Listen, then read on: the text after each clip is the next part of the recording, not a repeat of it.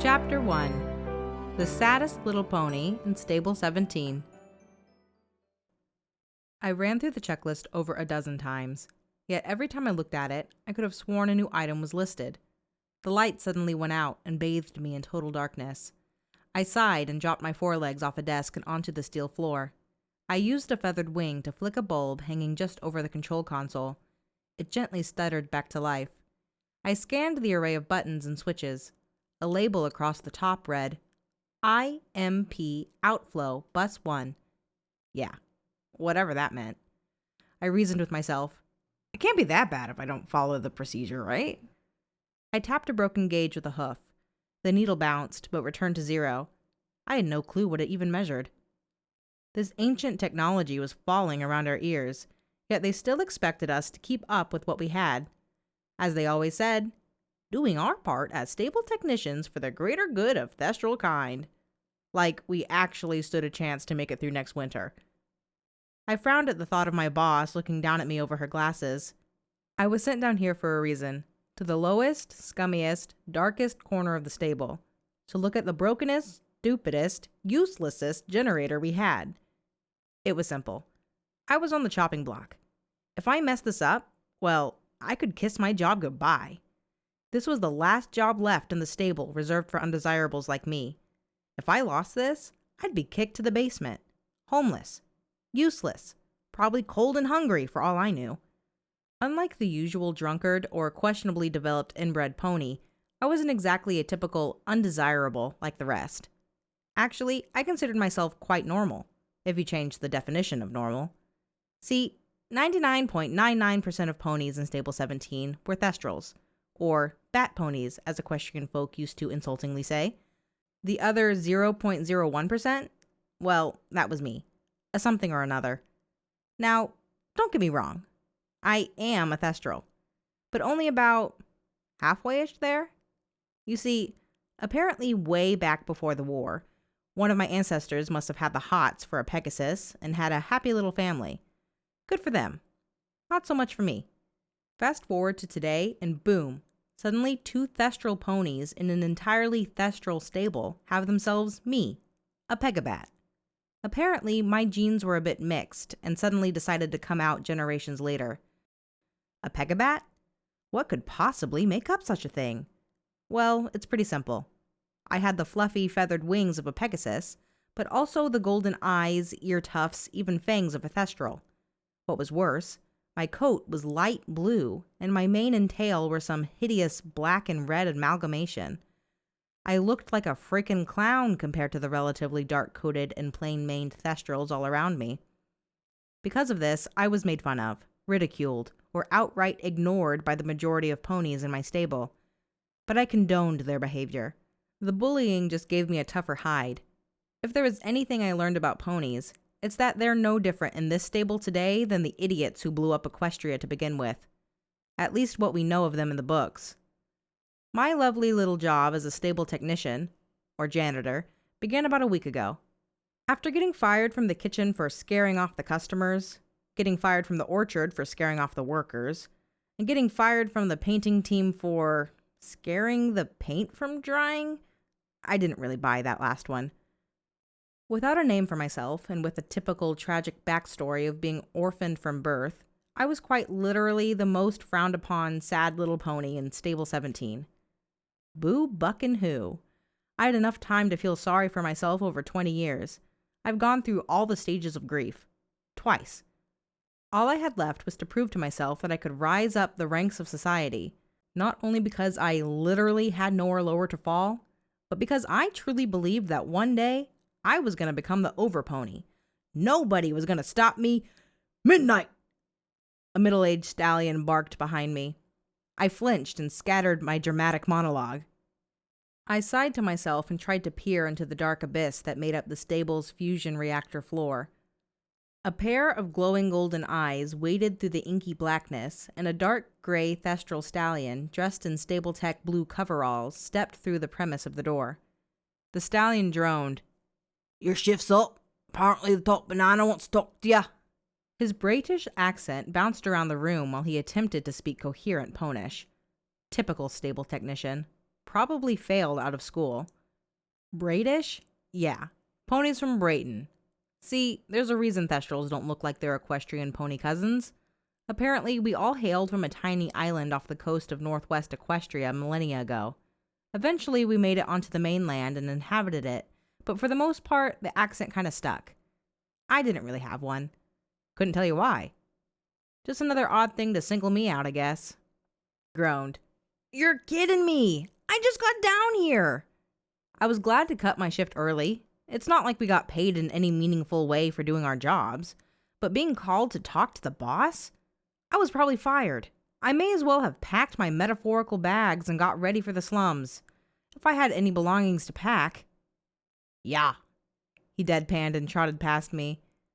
I rolled my eyes and trotted out the door. Upon entering the darkness, I felt my eyes tingle from passive Thestral magic. Normally, Thestrals could see in total darkness about as well as any pony could see on a bright moonlit night. But being a mixed blood, I didn't really get the full benefits. My night vision, hearing, and sense of smell were probably above average to an equestrian pony, but not nearly as acute to a purebred Thestrals. But I had my feathered wings. They didn't. I wouldn't trade them for the world.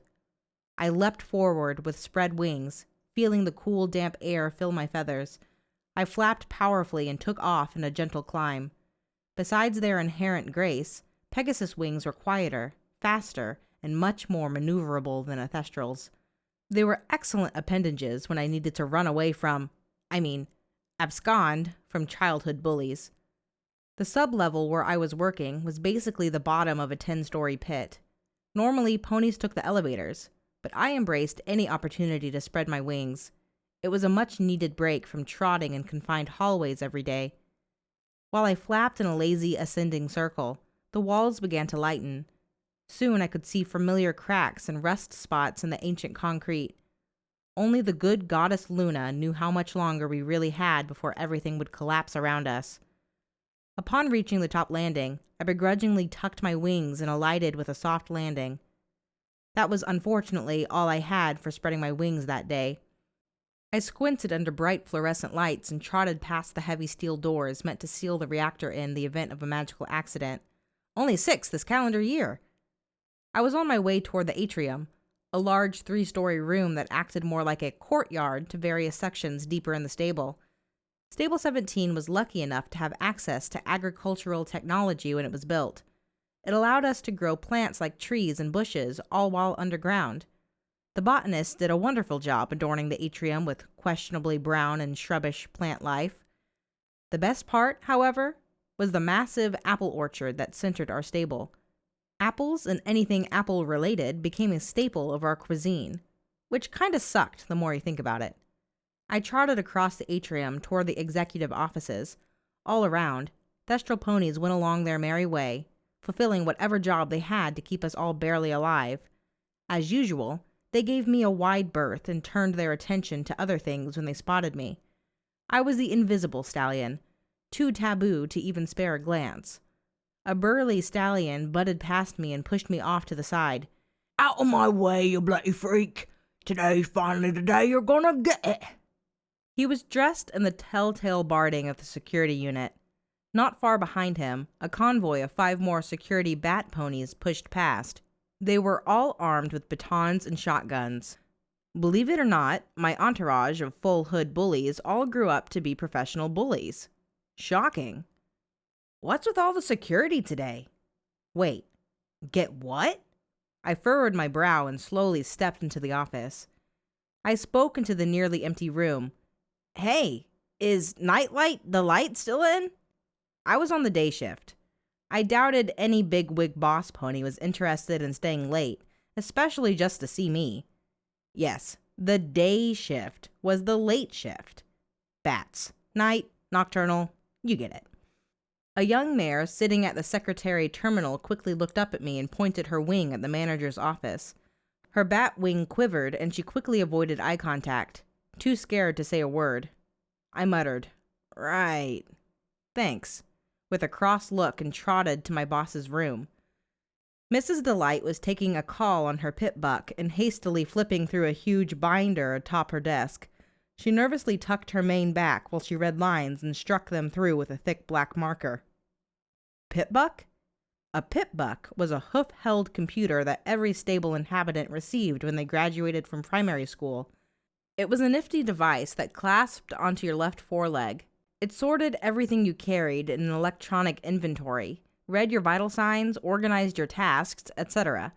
I'm sure some adequately named pip-buck technician could tell you more about them. I hardly ever used mine. In reality, they were of little use besides an alarm clock or paperweight. I raised a hoof and tapped on the doorframe. Mrs. Delight flinched and the marker tumbled from her mouth. Her eyes grew wide when she noticed me. I mouthed quietly, "You wanted to see me?" She fervently whispered with a hoof over her pip-buck's microphone. "No! You shouldn't be here! Go to the Overmare's office immediately!" My foreleg limply fell from the doorway. A feeling of worry crept into my chest. Overmare? Like, the Overmare? What for? She frantically shooed me away. "Just go!" I nodded and hastily trotted out of the office. I paused outside and gazed up at the ominous circular window that overlooked the atrium. Behind that pale glass was the Overmare's office, the one pony in charge of the entire stable. The one pony I never spoke to, and for good reason.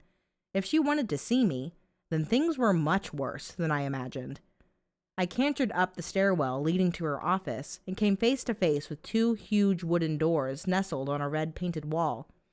The room was guarded by two security ponies who did little to heed my existence. I cleared my throat and was about to ask about the Overmare when the doors suddenly opened and out sauntered the mare herself. She was a thestral mare with a long white mane and tail, a very dark gray coat, and a cutie mark of gears laid atop a dark purple flower. Beside the occasional mandatory assembly, I never really saw her much, especially up close. She carried herself with a sort of elegant grace that complemented her pretty looks, but she also had that pretty crazy look about her too. Something didn't feel right about how she approached me. Her golden eyes never once broke eye contact. "Midnight wind," she spoke softly. I felt my wings shuffle nervously, and I took a timid step back. I nodded. "Overmare Nightshade." She smirked and pivoted around with a flick of her tail. "Don't be shy. Please follow me." She seemed irritated in a way, like she was trying really hard to hide it. I awkwardly shuffled into the room behind her. Through the doors, it was obvious that being the overpony definitely had some perks. A large wooden desk sat in a U-shape in the center of the room with soft red carpet under hoof and beautiful wooden paneling adorning the walls. Nightshade took a seat on a heavy wooden chair and motioned for me to sit on a fluffy cushion opposite her desk. I decided to stand, feeling way too uncomfortable sitting beneath her. The doors closed behind me and another mare trotted up right next to me. She looked outright pissed off and didn't spare me a glance. Like every pony else in the stable, she was also a thestral.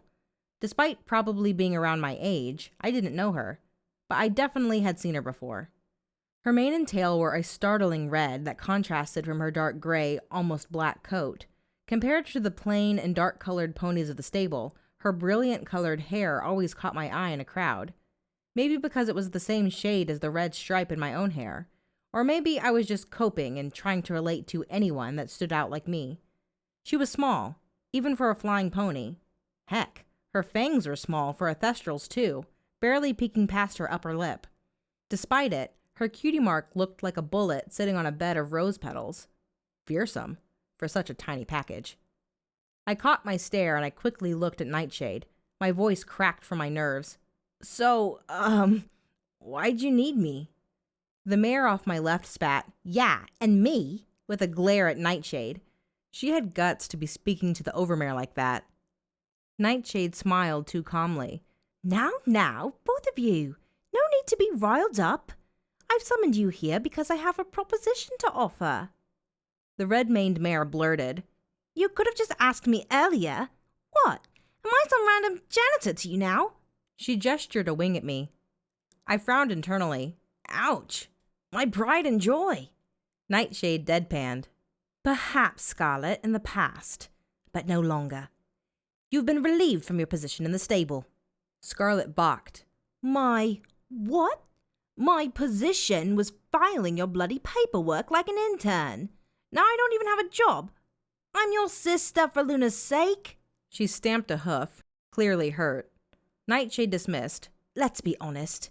You hardly had a job lined up to begin with. Her younger sister raised a brow critically. Maybe because you made it that way. You fired the gunsmith. He was teaching me. Nightshade smirked. Because he was too loyal to the old way of things. Not the way I envisioned this stable should go. I just stood there, watching them exchange petty comments back and forth. I didn't really feel the need to say anything. It turns out the Overmare had a younger sister, and I was just invited to a formal family feud. Lucky me. Scarlet continued. Your way? No pony wanted you to become the Overmare to begin with. If Mom was still here... Nightshade snapped and slammed her hooves on the desk. Okay, that's enough! Her aggression silenced Scarlet with an eep and startled me enough to pay attention. Nightshade took a breath and fixed a lock of her mane. I summoned you both here because something dreadful has happened. She paused and looked at us. As you two know, when ponies graduate school, new jobs are hoofed out among the classmates, right? I nodded for her to continue, but Scarlet kept her glare in silence. And so, Nightshade continued, despite inheriting my office from Mum after the plague, the stable mainframe decided that a new pony was more qualified. She waved her hooves in the air sarcastically. And all over pony privileges are to be hoofed over to him or her. She pointed to me and Scarlet, respectively. I spoke up. Wait, so you're saying I was selected for Overstallion? Turns out my dream might actually come true.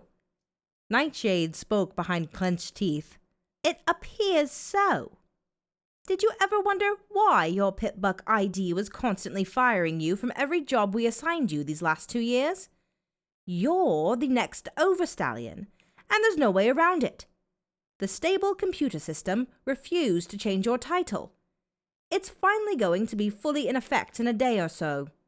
I widened my eyes with excitement and realization. And here I was certain I was fired because every pony hated me. But they loved me.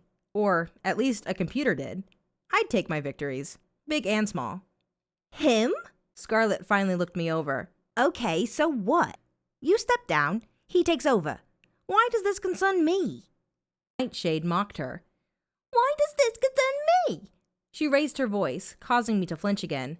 It concerns you because...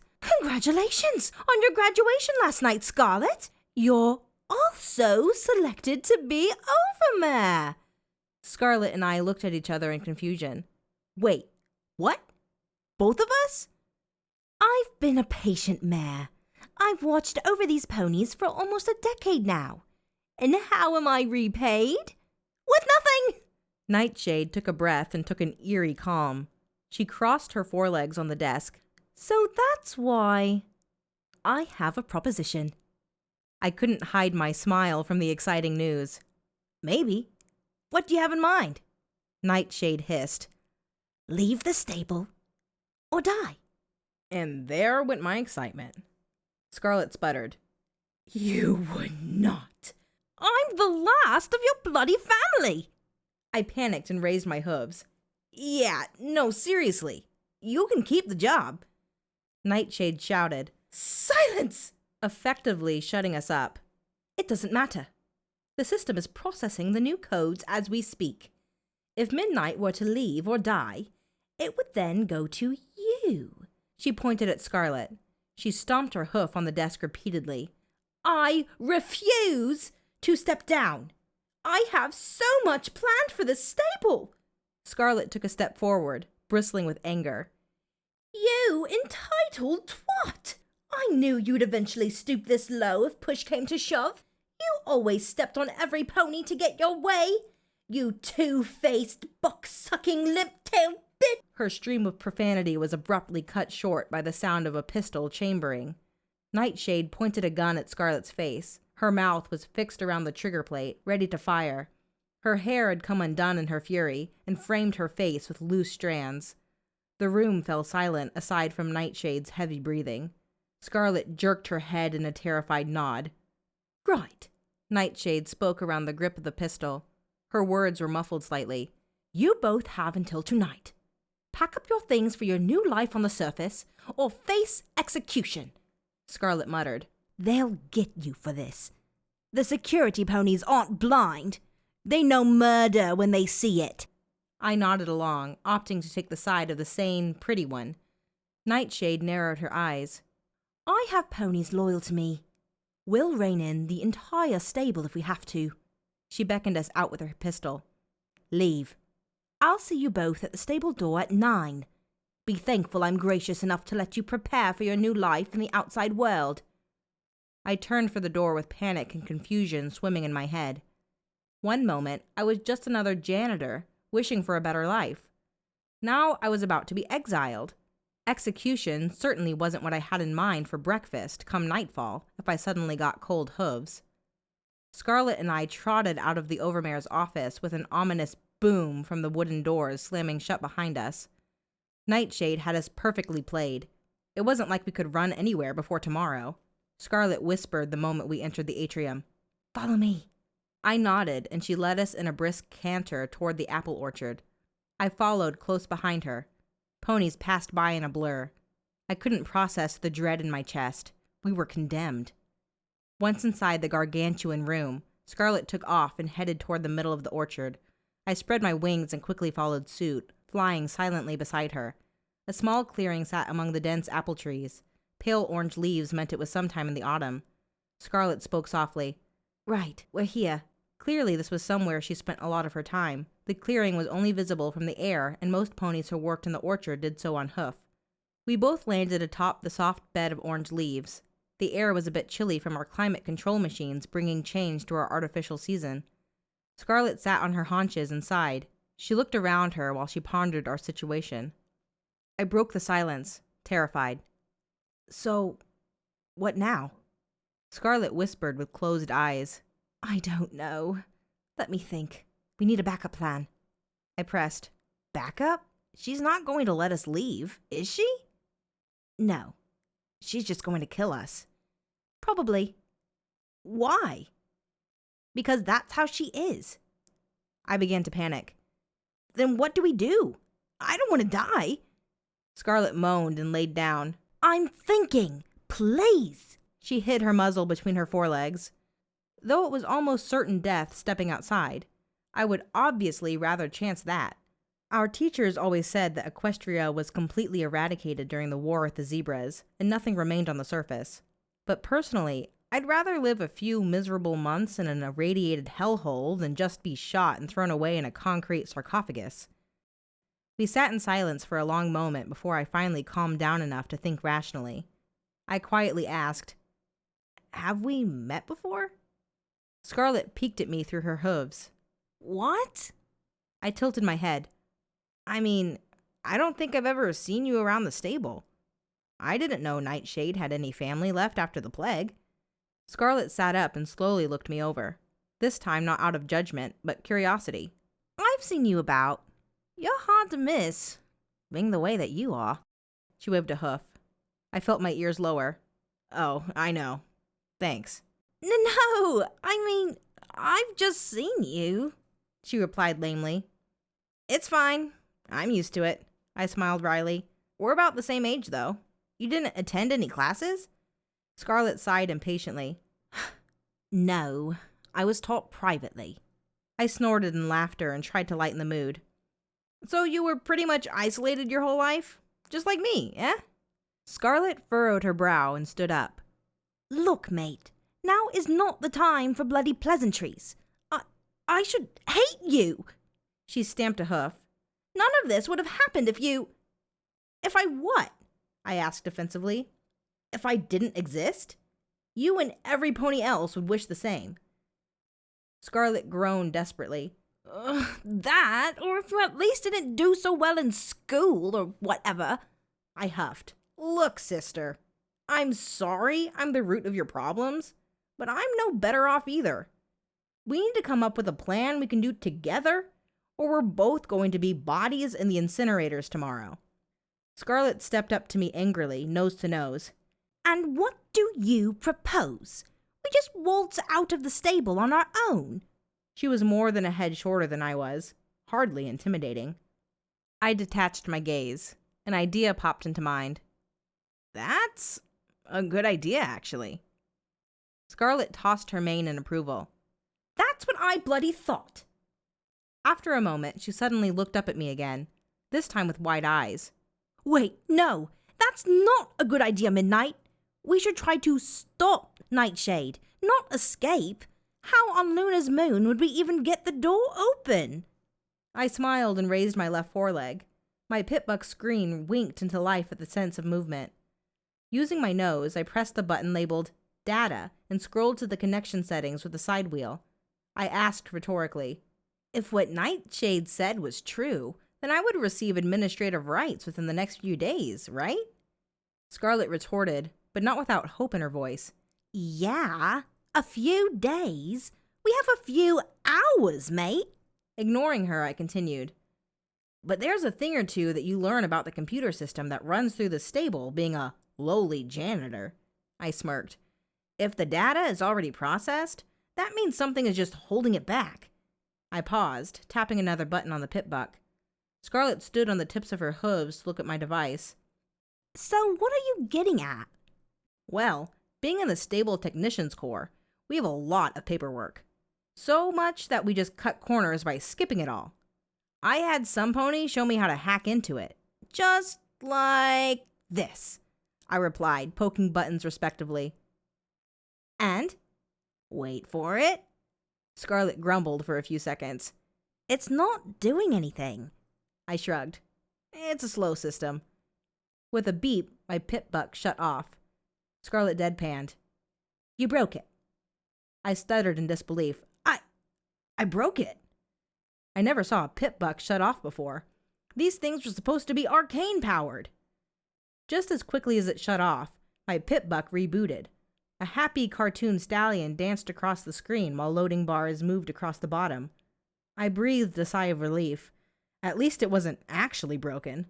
Finally, a new message appeared on the screen.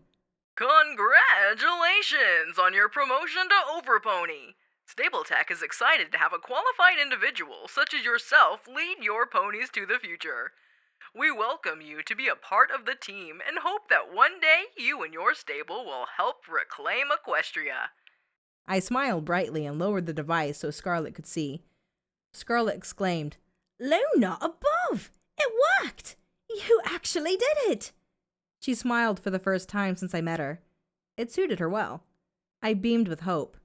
Okay, now we just need to make it to the stable doors. Scarlet's excitement died down in thought. That won't be easy. Shade's got to have the place bristling with security by now. Leaving the stable should be plan B. We should try and arrest her or something. I tapped my chin. Do you think we could talk some sense into security? Scarlet frowned. Not likely. She's bound to have put loyal ponies in charge. No, we just have to take her down. It's risky, but it might work. I raised a brow. Take her down? Well, tomorrow, Shade's probably going to want to do the deed by herself. Try to get as few witnesses as possible, right? It'll be easier to convince every pony it wasn't murder, she explained. She'll spin the story on us and tell every pony we tried to escape. She'll make it sound like she had to stop us from opening the doors and putting everyone at risk. She'd be the hero. I nodded along. She won't be expecting us to try anything. The two of us could overpower her. Scarlet nodded. Exactly. Then we can try to detain her. She stood with determination. Tomorrow, then. I agreed. Tomorrow. Scarlet spread her wings and was about to take off before I quickly raised a hoof. Wait, don't you want to stay together and prepare? Scarlet rolled her eyes. Tomorrow, Midnight. Stable door? I watched her fly away. When her brilliant red tail disappeared, I sighed and took off, heading the opposite way toward my living quarters. When I reached my single pony living space, I slapped the door release button and entered the concrete studio. The pathetic and barren space had no worldly possessions save for my mandated stable uniforms and old preserved trays of food. I had nothing to prepare. Figuring I would rather be well rested, I opted to try and sleep. I'd wake up early tomorrow and gather what few things I had before heading out. I stripped off my greasy overalls and let it fall to the floor, climbing into bed, laying there and letting myself think of just what exactly awaited me tomorrow. I was scared, admittedly, but determined. If things didn't work out, I was prepared to hightail it out the door. It was about time I left the stable anyway. It wasn't like any pony wanted me to stick around. Besides, it's been 200 years since the bombs fell. Maybe there was life out there. After a few minutes, I felt myself slipping, my worry and fear disappearing as I fell into a light and uncomfortable sleep. Dreams of anxious questions and a scarlet mare soon filled my imagination.